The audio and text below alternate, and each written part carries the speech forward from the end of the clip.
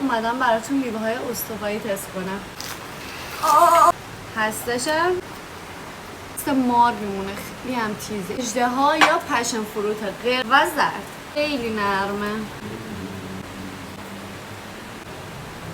طعم ترش و شیرین داره. قرمز شیرین نیست. رامبوتانه. بافتش و پوستش خارداره. لیمونا من دیدم عاشقشن.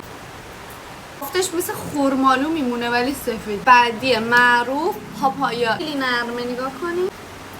این کره می همه شیرین کره‌ای میده. همه هندونه ها بدون هسته شیرین و قرمزه.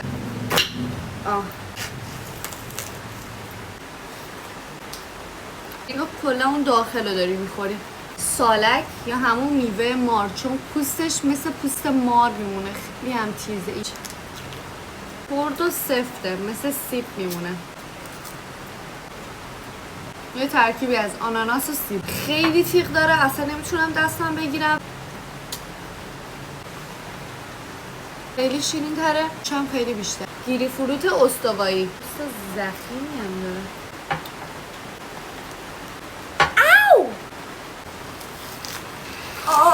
راحت از پوستش کنده میشه. خیلی شیرین و خوشمزه است.